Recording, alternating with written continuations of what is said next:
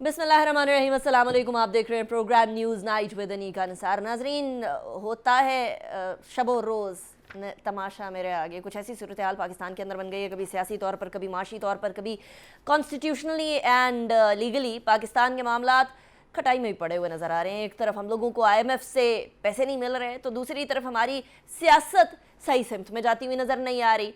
तीसरी सिमत देखें तो अदालत के अंदर भी चपकलिश चल पड़ी है और अच्छी खासी आगे बढ़ चुकी है। ये हम बड़े अरसे से देख रहे हैं कि पिछले 3 साल से तो वकला अंदरूने खाना ये ज़रूर बात करते थे कि मामलात जो हैं वो जुडिशरी के अंदर बहुत ज़्यादा पोलराइज हो गए हैं। ये जो धड़ेबंदी हो चुकी है ये अब जजेस और जो इंसाफ का निज़ाम है उस तक पहुंच गई है। लेकिन ये खुलकर सामने आया मामला, वो आपको याद है 3, 4, 2, 3, 6, 7, 8, 9 जितने नंबर आप कह लें वो वाली जजमेंट थी। और उसके बाद हर किसी ने अपनी तशरीह की उस हवाले से। मेरे साथ आज जो टॉपिक्स हैं, टॉप स्टोरीज़ हैं प्रोग्राम के अंदर, सबसे पहले उनकी बात करते हैं। हमारे साथ पहले हम बात करेंगे सबसे बड़ी अदालत, सबसे आला अदालत पाकिस्तान की, उसके अंदर तकसीम दर तकसीम दर तकसीम होती चली जा रही है। इंसाफ के निज़ाम का क्या होगा? पहले ही पाकिस्तान आखिरी नंबरों पर मौजूद है इंसाफ के निज़ाम के हवाले से।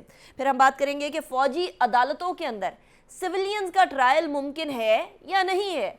ये एक ऐसा सवाल बन गया है कि जिसका जवाब हर सिमत से कुछ मुख्तलिफ आ रहा है, लेकिन क्या सही जवाब हमें मिलेगा या नहीं, ये भी ढूंढने की कोशिश करेंगे आज। और सियासी और आईनी मामलात का हल पाकिस्तान में निकलेगा कैसे, क्योंकि ये एक ऐसा पेंडोरास बॉक्स है कि जिस गुत्थी को सुलझाने की कोशिश करने के बावजूद भी वो उलझती चली जाए, वो पाकिस्तानी सियासत का नाम है। इसी हवाले से मेरे साथ जो मेहमान मौजूद हैं मैं उनका तारुफ करवा दूं। इस्लामाबाद स्टूडियोज़ में हमारे साथ हाफिज़ एहसान खोखर साहब मौजूद हैं, सीनियर लॉयर हैं, किसी तारुफ के मोहताज नहीं है। बहुत शुक्रिया हाफिज़ साहब, आपने ज्वाइन किया। It's a pleasure having you in the show. Brigadier Haris Nawaz साहब हमारे साथ मौजूद हैं, सीनियर एनालिस्ट हैं। बहुत शुक्रिया ब्रिगेड साहब, आपने भी हमें ज्वाइन किया। मुबशर बुखारी साहब भी हमारे साथ मौजूद हैं, आप भी सीनियर एनालिस्ट हैं। बहुत शुक्रिया मुबशर साहब, आपने भी हमें ज्वाइन किया। सबसे पहले हाफिज़ साहब मैं आपकी तरफ ही आऊँगी। मैं पहले जो चीफ जस्टिस टू बी और चीफ जस्टिस के दरमियान की चपकलिश है वो कुछ सामने रख दूं अपने नाजरीन के। 9 रुकनी बेंच तश्कील हुआ नाजरीन। उस 9 रुकनी बेंच के अंदर जस्टिस काजी फायज़ ईसा और जस्टिस तारिक ने अलहदा अपने आप को कर लिया उस बेंच से।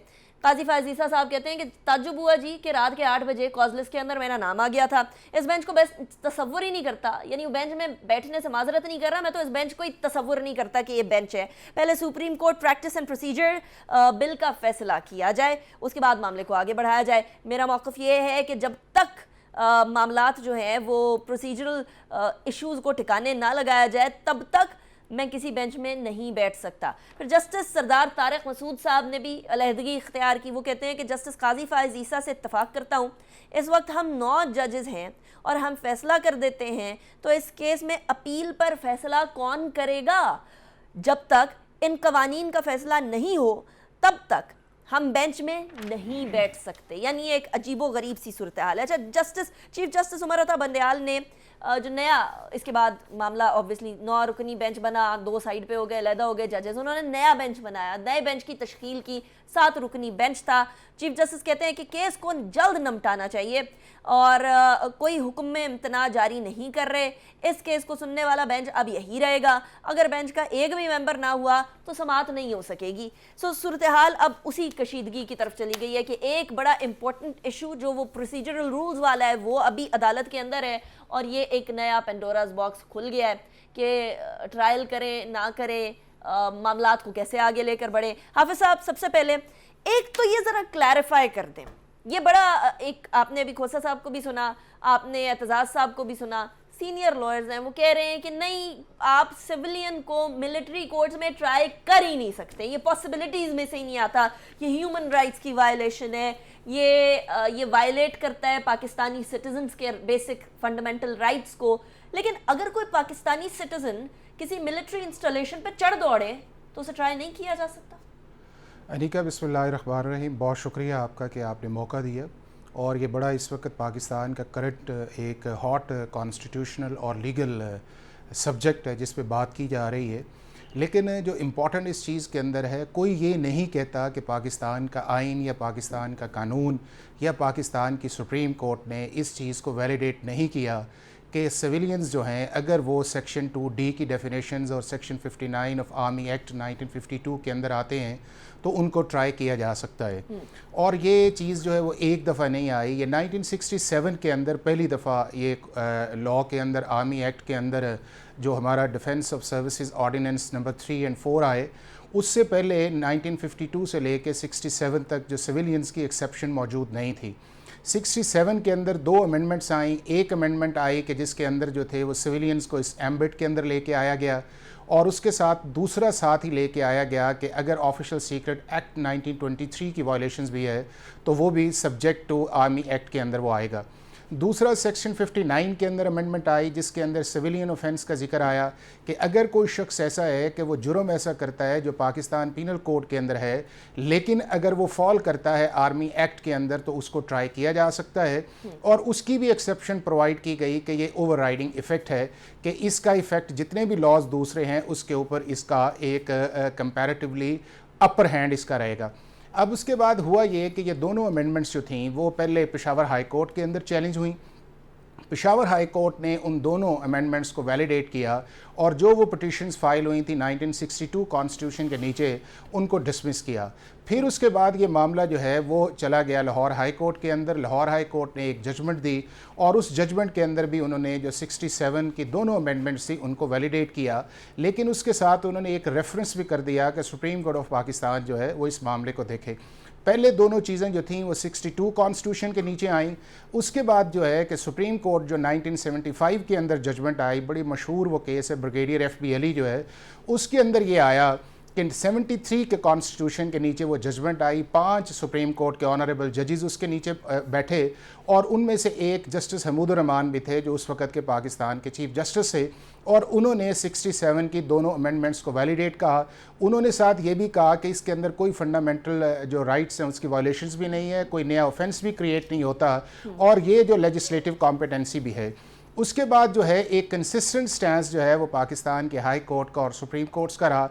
2007 के अंदर जाके फिर ये मामला जो है वो सुप्रीम कोर्ट ऑफ पाकिस्तान के अंदर आया कि सिविलियंस को ट्राई किया जा सकता है कि नहीं। उस एक्सेप्शन के नीचे जो सेक्शन 2D है उसके अंदर भी सुप्रीम कोर्ट का 5 रुकनी बेंच बैठा और उसने ये फैसला किया कि आर्मी एक्ट के अंदर जो है सिविलियंस को ट्राई किया जा सकता है। उसके बाद 2014 के अंदर आपको पता है कि दिसंबर के अंदर एक आर्मी पब्लिक स्कूल का इंसिडेंट आया। उसके अंदर जो है फिर एक 21st कॉन्स्टिट्यूशन अमेंडमेंट जो थी वो 2015 के अंदर आई और फिर आर्मी एक्ट के अंदर भी अमेंडमेंट्स आई। उसके ऊपर सुप्रीम कोर्ट के 17 जजेस जो उसके ऊपर बैठे और उनमें से 11 जजेस ने इसको वैलिडेट किया कि ये कॉन्स्टिट्यूशन अमेंडमेंट जो है वो बिल्कुल ठीक है। उसके बाद जो है ये दोबारा जब सनसेट क्लॉज ख़त्म हुई तो फिर उसके बाद जो मामला है सुप्रीम कोर्ट के अंदर जो है वो चला आर्मी एक्ट के अंदर। तो 2017 के अंदर जाके भी एक जजमेंट आई जिसके अंदर उन्होंने कहा कि सिविलियंस को आर्मी एक्ट के अंदर ट्राई किया जा सकता है अगर वो उस एक्सेप्शन के अंदर फॉल करते हैं जो सेक्शन 2D या 59 है। उसके बाद 2020 में भी आई, 2021 में भी आई। अब बड़ी इंटरेस्टिंग बात है कि हमारे बहुत सारे जज इस वक्त सुप्रीम कोर्ट के जो इस बेंच में भी बैठे हैं उन्होंने एक तो कॉन्स्टिट्यूशन जो अमेंडमेंट है उसको भी वैलिडेट किया हुआ है और दूसरा उसके बाद ये है कि जो 67 के नीचे जो 2 अमेंडमेंट्स आई हुई थी उनको भी उन्होंने मुख्तलिफ स्टेजेस के ऊपर इंटरप्रेट किया हुआ है। उसमें पिछले भी चीफ जस्टिस गुलजार साहब भी शामिल थे। उसके बाद जो है कि जस्टिस अनवर ज़हीर जमाली भी उसके अंदर शामिल थे और उसमें मौजूदा चीफ जस्टिस ऑफ पाकिस्तान भी शामिल हैं कि जो 21वीं आईनी तरमीम के अंदर उस चीज़ के अंदर बैठे थे। अब क्वेश्चन इस चीज़ का ये है कि क्या पाकिस्तान का इस वक्त का कानून क्या है। पाकिस्तान का इस वक्त कानून ये है कि सिविलियंस को ट्राई किया जा सकता है और कॉन्स्टिट्यूशन के अंदर आर्टिकल 8 के अंदर भी एक्सेप्शन ये प्रोवाइडेड है कि जिसके अंदर ये कहा गया है कि अगर कोई फंडामेंटल राइट्स के अगेंस्ट को लॉ आएगा तो आप उसको इनकन्सिस्टेंट करके इनवैलिडेट कर सकते हैं। सुप्रीम कोर्ट की कॉम्पिटेंसी है, लेकिन फ्रेमर्स ऑफ द कॉन्स्टिट्यूशन ने ये जो तीनों लॉ हैं इसको उस एक्सेप्शन के अंदर डाल के जो फर्स्ट शेड्यूल है 4th शेड्यूल ऑफ कॉन्स्टिट्यूशन का पार्ट 1 है उसके अंदर ये 52 का आर्मी एक्ट, 53 का एयरफोर्स एक्ट और 61 का ऑर्डिनेंस डाला हुआ है। तो लिहाजा बड़ी इंटरेस्टिंग इस वक्त सिचुएशन ये है कि पार्लियामेंट की कॉम्पिटेंसी भी सुप्रीम कोर्ट ने मानी हुई है, उसके बाद लॉज भी इन फील्ड के अंदर हैं, सुप्रीम कोर्ट का कंसिस्टेंट स्टैंस भी है।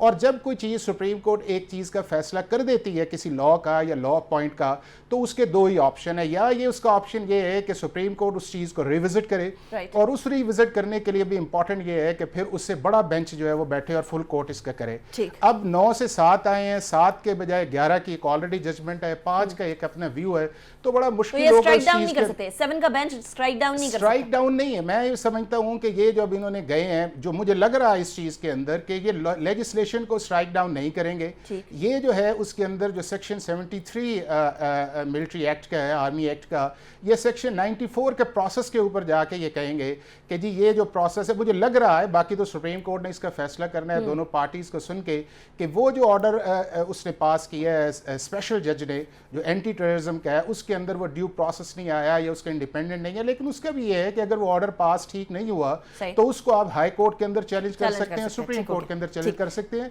तो मेंटेनेबिलिटी, सुप्रीम कोर्ट की जजमेंट, हमारा कॉन्स्टिट्यूशन और एक ऐसा फैसला जो है जिसको आप ये देखें कि 67 से लेके अब तक जो है तकरीबन 63 साल इस चीज को हो गए हैं कि एक सुप्रीम कोर्ट का कंसिस्टेंट स्टैंस है, और वो आप अभी चेंज करें। हाँ साहब, मैं आपकी तरफ वापस आऊंगा। एक चीज मैं कहूंगा कि वो जो चीज है कि होना चाहिए या नहीं होना चाहिए, ये इशू नहीं है, वो दूसरा उसका आर्गुमेंट है। क्या पाकिस्तान का आइन या कानून इस चीज की इजाजत देता है? तो पाकिस्तान का आइन, कानून और हमारी सुप्रीम कोर्ट इस चीज की इजाजत देती हैं कि सिविलियंस अगर आर्मी एक्ट की वायलेशंस के अंदर आता है, जो सेक्शन 2 तो फिर उसको ट्राई किया जा सकता है। लेकिन इसके ऊपर एक और सवाल है, वो मैं आपकी तरफ वापस आती हूँ तो फिर पूछूंगी। लेकिन ब्रिगेड साहब, इस मौके के ऊपर सबसे बड़ा मुअम्मा ये बना हुआ है कि 17 सितंबर को जैसे ही काजी फायज ईसा साहब के चीफ जस्टिस बनने के ऊपर दस्तखत हो गए, मंजूरी हो गई प्रेसिडेंट साहब की, उसी के फौरन बाद ये सामने आती है बात कि जी ये वाला केस भी ट्राई कर ही लिया जाए, मिलिट्री कोर्ट, सिविलियंस जाना चाहिए नहीं जाना चाहिए, मेंटेनेबिलिटी है या नहीं है, can they B tried, human rights violation, बहुत सारी चीज़ें उसी के अंदर डाली जा रही हैं। आपको लगता है कि ये कुछ जो नई तकर्री, नए चीफ जस्टिस के आने के हवाले से मंजूरी और ये वाली सूरत हाल भी आपस में रिलेटेड हो सकती है, कंसिडरिंग कि आपस का तनाव अब चपकलिश और चपकलिश से ज़्यादा बढ़कर कंप्लीट अपोजिशन की तरफ आ चुका है सुप्रीम कोर्ट में भी?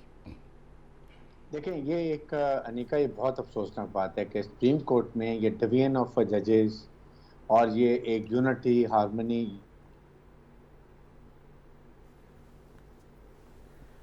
ब्रिगेड साहब, I'll try to reconnect with you. Mubashshir साहब, आपकी तरफ यही सवाल। ठीक है, I'll go towards the break और उसके बाद फिर ब्रिगेड साहब से यही सवाल की तरफ बढ़ेंगे कि जब चपकलिश, जब तनाव इतना बढ़ जाए एक आला अदलिया के अंदर, तो फिर उसके बाद सवालात हर बेंच के फैसले पर होंगे और वो हम ख्याल ग्रुप की जो बात की जा रही है वो भी यकीनन फिर तनाजुर में उसको देखना पड़ेगा। ब्रेक की तरफ जाएंगे, ब्रेक के बाद वापस आएंगे, will continue with the discussion. See you after the break.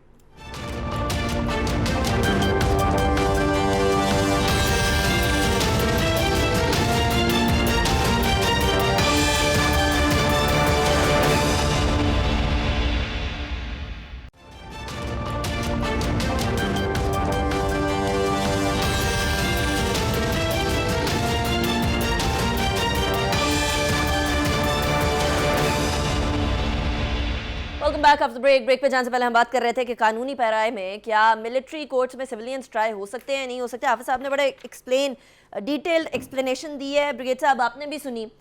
अब सवाल ये पैदा होता है कि एक जगह कल ही हम लोगों को प्रेसिडेंट साहब मंजूरी देते हुए नजर आते हैं कि आगे चल के काजी फायज ईसा साहब चीफ जस्टिस, जिन्होंने बनना ही था, 17 सितंबर से वो चीफ जस्टिस होंगे। दूसरी तरफ रात ही रात के अंदर ये बेंच के कॉज लिस्ट आ जाती है, उस कॉज लिस्ट के अंदर काजी फायज ईसा साहब का भी नाम होता है। और ऑब्वियसली फिर ये सवाल पैदा होता है कि क्या 17 सितंबर से पहले पहले इस मामले को निपटा कर सर्टन साइड को लीवरेज देने की कोशिश तो नहीं की जा रही। अब ये सवाल मेरा नहीं है, ये सवाल पार्लियामेंटेरियंस उठा रहे हैं, और ऑब्वियसली पार्लियामेंटेरियंस उठा रहे हैं तो उनको भी इस चीज़ के अंदर कहीं ना कहीं कुछ ना कुछ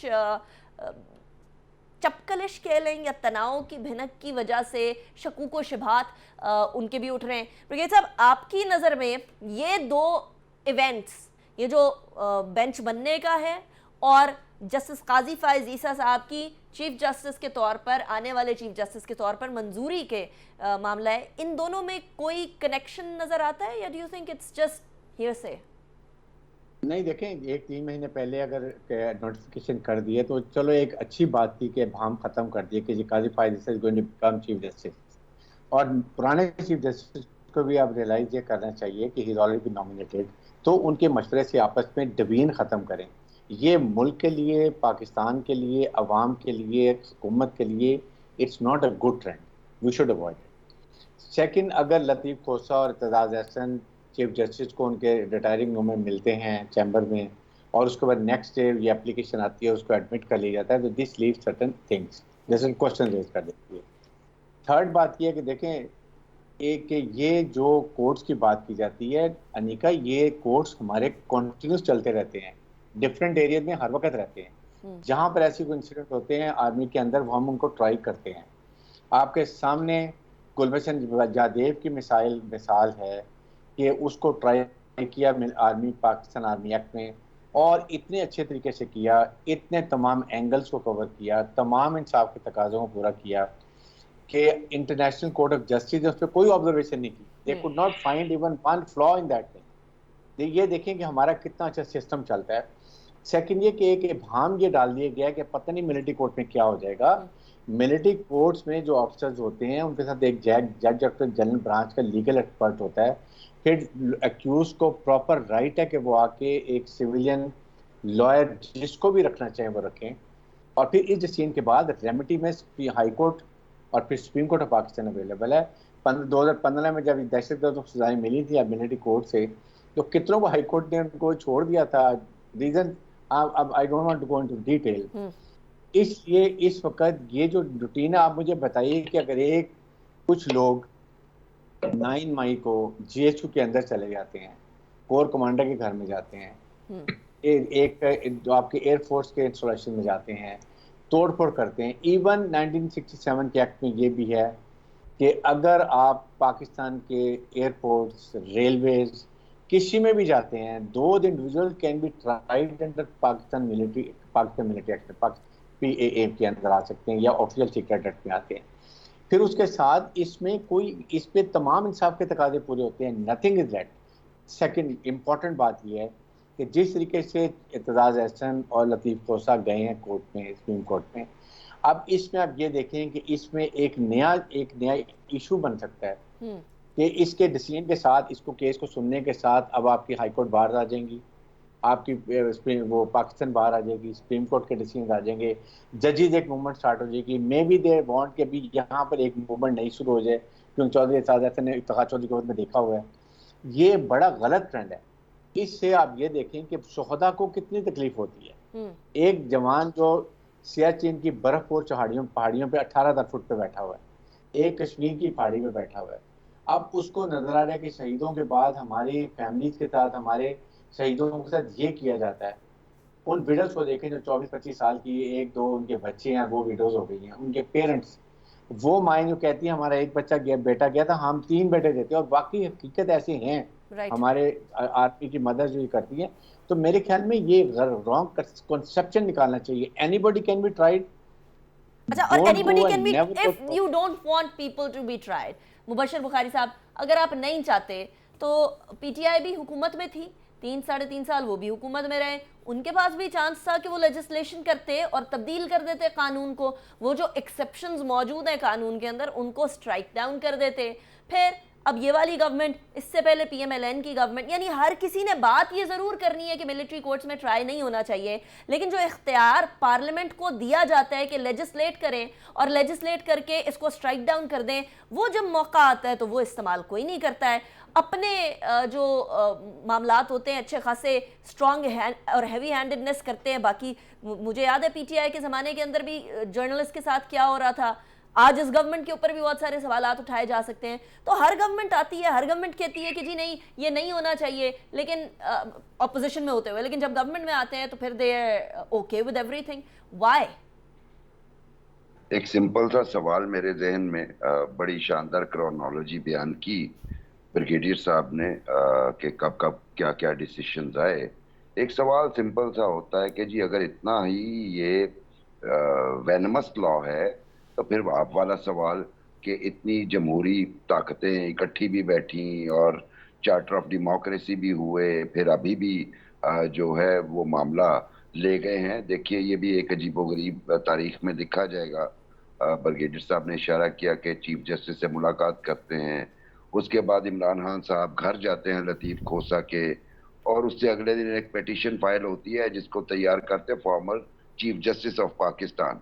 अच्छा, वही बात जो तारीख बयान की ब्रिगेडियर साहब ने कि बहुत सारे जो जजेस हैं वो तो वैलिडेट करते रहे इन सारी चीजों को, और अब जो हमारी पॉलिटिकल फोर्सेस हैं उन्होंने कभी इसके ऊपर नहीं किया कि जी कोई इंटेंट शो किया हो माजी में।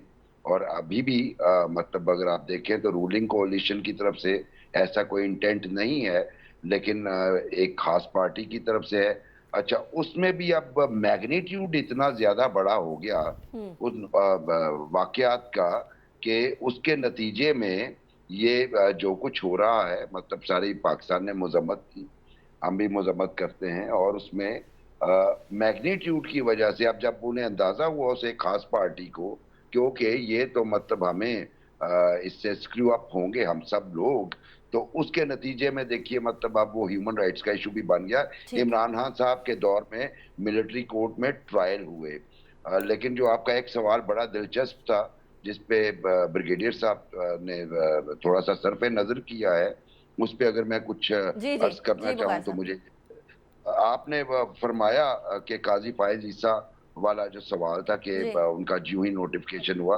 बात यह है कि ये डिवीजन आज की नहीं है, ये डिवीजन तो उस दिन स्टार्ट हो गई थी जब काजी फायज ईसा के खिलाफ रेफरेंस किया था। उसमें ये जो जजेस ये जो जजेस बैठे हुए हैं जिन्होंने उन्हें कहा था कि यहाँ पे कानून की जुबान चलती है, जज्बात की जुबान नहीं चलती, ये मुखासमत तो उस वक्त से शुरू हो गई थी। उसके बाद मुझे ब्रेक की तरफ जाना है वेरी क्विकली बुखारी साहब, वेरी क्विकली मुझे ब्रेक की तरफ जाना है, मैं ब्रेक के बाद वापस आती हूँ, उसके बाद will continue, see you after the break.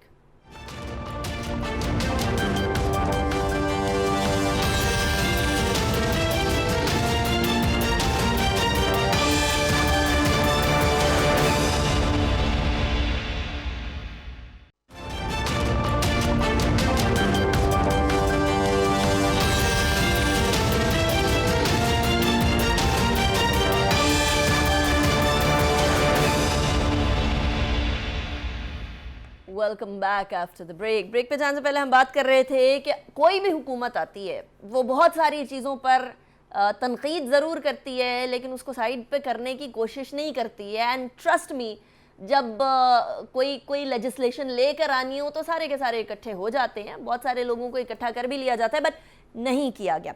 अच्छा, अब हाफिज साहब, मसला ये है इस टाइम पर कि पाकिस्तान में आप नहीं चलाते, आप मिलिट्री कोर्ट्स नहीं रखते। आइडियली शायद एक अच्छे स्टेट के अंदर नहीं होनी चाहिए अनटिल अनलेस सिक्योरिटी इश्यूज ना हो, लेकिन मसला ये है कि वॉर ऑन टेरर के अंदर बहुत सारे टेररिस्ट पकड़े गए, और वो बहुत सारे टेररिस्ट पकड़े जाने के बाद उनको अदलिया ने छोड़ दिया, और फिर वो जाकर एक बार फिर दहशतगर्दी की तरफ लग गए। अब आइडियल सिचुएशन हो तो बात अलग है, लेकिन Pakistan is at this point in time and most of the time of its life ideal situation में नहीं रहा। ऐसी सूरत हाल में मेरी कुछ रिटायर्ड जजेस से बात हुई, हाफिज साहब वो कह रहे थे कि ये तो एक्सेप्शन जो थी ये सनसेट क्लॉज की, ये एक्सपायर हो गई है, अब ये लागू नहीं होती है, तो कैसे तरीकाकार बनेगा, कैसे रास्ता बनेगा इस मामले को जस्टिफाई करने का? देखें, इसका एक तो ये है कि सिविलियंस को किसी भी मुल्क के आर्मी एक्ट के अंदर ट्राई करना कोई अनप्रेसिडेंटेड नहीं है। दुनिया के 36 ममालिक ऐसे हैं कि जिसके अंदर सिविलियंस को उनके रेलिवेंट आर्मी एक्ट के अंदर ट्राई किया जाता है। उसमें हमारे नेबरिंग कंट्रीज़ भी हैं, उसमें डेवलप कंट्रीज़ भी शामिल हैं, उसमें डेवलपिंग कंट्रीज़ भी शामिल हैं, तो ये कोई अनप्रेसिडेंटेड नहीं है। इवन अमेरिका के अंदर भी ये है कि अगर ऐसी सिचुएशन जो मार्शल लॉ वाली है उसके अंदर जाके वो अपने सिविलियंस को ट्राई कर सकते हैं, तो ये कोई ऐसी अनप्रेसिडेंटेड चीज़ नहीं है। अच्छा, अब मैं आगे आ जाता हूँ। अब आगे ये है कि चूँकि हमारे मुल्क के अंदर रूल ऑफ लॉ जो है उस नाम की कोई चीज़ नहीं है, हमारा क्रिमिनल जस्टिस सिस्टम जो बिल्कुल बैठ चुका है। कोई शख्स अगर जुर्म करे तो उसको ये एहसास ही नहीं है कि मैं इसमें पकड़ा जाऊंगा, मुझे सज़ा होगी। आपके मुल्क के अंदर 0.5% जो है वो कन्विक्शन लेवल है इस चीज़ के अंदर। अगर हमारा रूल ऑफ लॉ या हमारा क्रिमिनल जस्टिस सिस्टम तगड़ा होता तो किसी को ये ज़रूरत ही नहीं होनी थी कि जिस तरह प्रोसेशंस निकलते हैं और वो स्ट्रीट्स पे जाके, रोड्स पे जाके जो गवर्नमेंट इंस्टॉलेशंस हैं उनको तोड़ते हैं, ये ज़रूरत ही नहीं आनी थी। दूसरा ये था कि अगर किसी के जहन के अंदर ये आता कि इसका कॉन्सिक्वेंस जो है वो आर्मी एक्ट के अंदर 1952 के अंदर आएगा, तो फिर भी ज़रूरत नहीं आनी थी। चूँकि ये है कि सारी चीज़ें लूज एंड पे चल रही हैं, प्रोसिक्यूशन इस मुल्क के अंदर है नहीं है, साल साल से केसेस बढ़े रहते हैं। हम करते क्या हैं कि हम लेजिस्लेशन के बहाने जो है वो एक नई कोर्ट्स जो है वो इस्टेब्लिश कर देते हैं। हमारे मुल्क के अंदर जो है इस वक्त जो है दर्जनों के हिसाब से स्पेशल कोर्ट्स हैं, और जब आप उनकी परफॉर्मेंस को जाके देखते हैं तो उसके अंदर आपको पता चलता है कि इंसाफ नाम की कुछ चीज़ नहीं है, इस सेंस के अंदर कि एक शख्स जिससे ज़्यादती होती है वो भी साल साल से लगा हुआ है, और जिस शख्स ने ज़्यादती की होती है वो इस सिस्टम को स्पॉइल करके साल साल से या वो बेल्स पे चला जाता है, या उसके केसेस नहीं चलते, या अगर है भी है तो साल साल से हाई कोर्ट या सुप्रीम कोर्ट या ट्रायल कोर्ट्स के अंदर पेंडिंग है। ये तो इसका एक एस्पेक्ट। दूसरा इसका एस्पेक्ट ये है कि क्या जो इस वक्त चीज़ें चल रही हैं वो पाकिस्तान के आइन या कानून के मुताबिक हैं? वो बिल्कुल हैं। अब आप ये देख लें कि 67 के बाद पीपल्स पार्टी की गवर्नमेंट आई, और वो जो है 71, 72 से लेके 77 तक रही। उन्होंने फर्दर इसके अंदर अमेंडमेंट्स की आर्मी एक्ट के अंदर और मिलिट्री कोर्ट्स बनाई। ये उस सेक्शन 2D से एड ऑन थी, जिसको फिर हाई कोर्ट और ने सेट असाइड किया। उसके बाद जो है वो एक शेख लियाकत हुसैन का केस कोर्ट किया जाता है कि जब इस मुल्क के अंदर टेररिस्ट ऑर्गेनाइजेशन या आपके मुल्क में क्राइम बढ़ा, तो PMLN ने उस दौर के अंदर एंटी टेररिज्म एक्ट जो है 97 लेके आए, और उसके अंदर उन्होंने 245 आर्टिकल कॉन्स्टिट्यूशन का इन्वोक करके मिलिट्री कोर्ट्स बनाई, और वो थी एंटी टेररिज्म लॉ के अंदर। उसको सुप्रीम कोर्ट ने स्ट्राइक डाउन सेट असाइड कर दिया कि रेगुलर सिस्टम जब आपका 97 के अंदर प्रिस्क्राइब है तो मिलिट्री कोर्ट्स नहीं आ सकते। तीसरा 21st कॉन्स्टिट्यूशन अमेंडमेंट जो थी वो स्पेसिफिक रिलेटेड आई थी जो टेररिस्ट ऑर्गेनाइजेशंस है उस कॉन्टेक्स्ट के अंदर, और वही वो अमेंडमेंट आई, और उसकी सनसेट क्लॉज थी जो 2 साल की थी, और उसको फिर 2 साल के बाद बढ़ाया गया। लेकिन जो सेक्शन 2D है या सेक्शन 59 है, ये एक इंडिपेंडेंट प्रोविजन है कॉन्स्टिट्यूशन के जो डिफरेंट सेक्शंस है उसके अंदर उसकी प्रोटेक्शन है, जिसकी तरह मैंने इशारा किया आर्टिकल 8, और सुप्रीम कोर्ट और हाई कोर्ट्स इसको वैलिडेट करती रही हैं। आर्टिकल 8 वाली जो एक्सेप्शन है उसको तब्दील करने के लिए कॉन्स्टिट्यूशनल देखिए तीन चीजें हमारे तीन चीजें हाई कोर्ट और सुप्रीम कोर्ट डिक्लेयर कर चुकी है कि 2D और 59 जो है ये इंडिपेंडेंट ऑफ जुडिशरी को भी मुतासिर नहीं करता, फंडामेंटल राइट्स को भी नहीं मुतासिर इस चीज़ के अंदर करता, और इसके अंदर कोई ऐसी चीज़ नहीं है जो नया ऑफेंस क्रिएट करती है। एक इनबिल्ट सिस्टम है जो आर्मी एक्ट के अंदर है, एक्सेप्शन उसके अंदर प्रोवाइडेड की गई है। ये पार्लियामेंट की कॉम्पिटेंसी है कि उसको विड्रॉ कर ले, उसको जो 67 के 2 अमेंडमेंट्स आई हुई है, या सुप्रीम कोर्ट जो है उसको स्ट्राइक डाउन कर दे। अब जितनी देर तक ये नहीं होता, वो ये इस मुल्क का कानून है और उसके मुताबिक जो है इसको ट्राई करने की कॉम्पिटेंसी जो है वो आर्मी एक्ट के अंदर जो है वो कमांडिंग ऑफिसर को दी गई। ब्रिगेड साहब, क्लोजिंग रिमार्क्स।